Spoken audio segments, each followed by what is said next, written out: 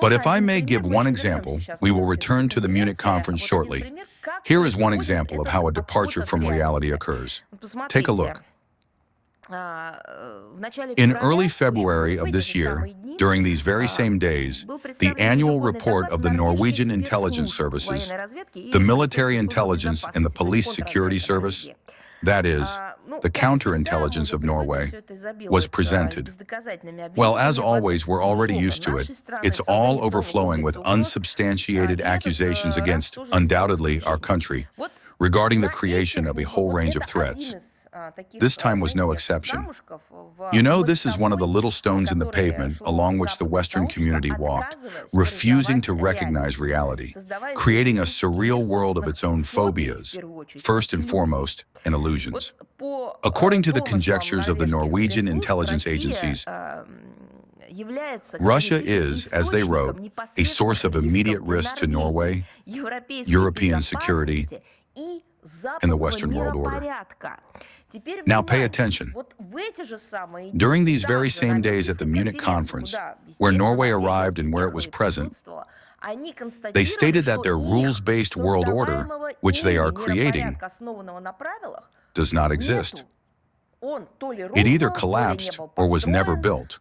Or, so to speak, everything went toward helping the Kiev regime, and there is nothing left with which to build it. I don't know, but how can it be that, on one hand, Russia is accused of threatening the Western world order, and on the other hand, they themselves state that they failed to build this world order, and it no longer exists? Also in Norway, they are concerned about the Arctic, only not from the point of view of cooperation or reacting to real threats, for example, environmental ones, but again from the point of view of Russia. It is noteworthy that as a threat in the region, the authors of the report point to the interest of Russia and China in weakening the transatlantic link against the backdrop of disagreements over Greenland, while studiously bypassing the root cause of the current situation. What do Russia and China have to do with this? What do Russia and China have to do with it in the context of Greenland? What do the crisis of the transatlantic link and Russia and China have to do with it? In what way have Russia and China influenced the crisis phenomena in transatlantic relations? What did we do that was so special? We did not touch upon this at all. These are their problems. They created them for themselves. They have a massive grievances against each other, which they express directly or indirectly. How did Russia and China end up here? No one says. The purposeful ignoring of objective facts to suit opportunistic interests is very characteristic of Norway and its allies.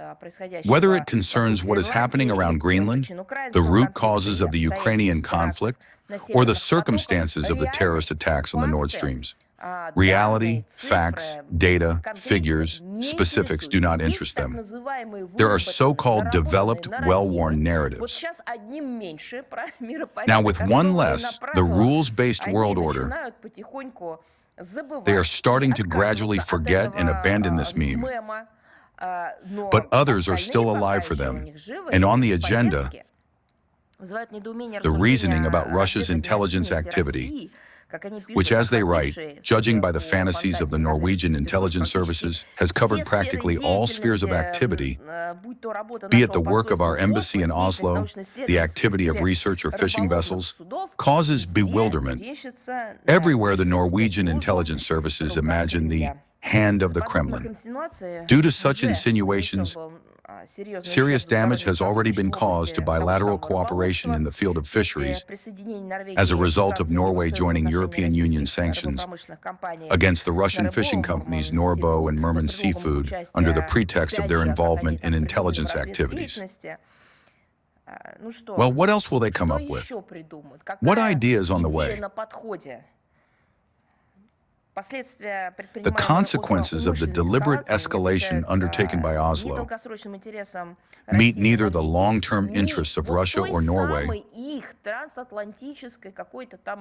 nor their transatlantic solidarity, centricity, obsession, about which they all dream. Why? Because all of this has no relation to reality.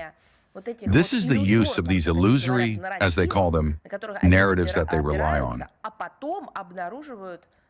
And then they find themselves in that very place that Brussels military leaders spoke about not so long ago following NATO exercises in the Baltics. And it's no secret that the thesis exploited by the Norwegian authorities about a dangerous Russia, this is also in the report, has for a long time been a favorite tool for the psychological conditioning and intimidation of the population in Norway in order to justify their own problems, expenditures on militarization, the increase of the tax burden, and the expansion of the powers of their intelligence services. Instead of talking about how they want to do this because they were ordered to do so by their handlers, their so-called allies in the transatlantic linkage, instead of that, they again invent that supposedly Russia is forcing them. Now, however, it is Russia and China. Well, do you know how China influences Norway? That is a well-known matter.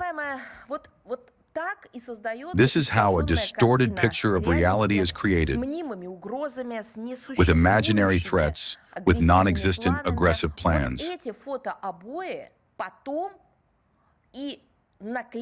These photo wallpapers are then pasted onto the walls of the Munich Security Conference to make it more comfortable to state the collapse, as they said there, of a world order based on non-existent rules. It is necessary to endlessly appeal to this theme of Russophobia in order to explain all the failures and the lack of logic in their actions. And today, the Munich conference has literally become, well, I don't know, a parade of such views and such tactics. For our part, in the context of the topic of Norway and the Arctic, we invariably advocate against escalation in the Arctic and for the preservation of this region as a space of international cooperation and peace.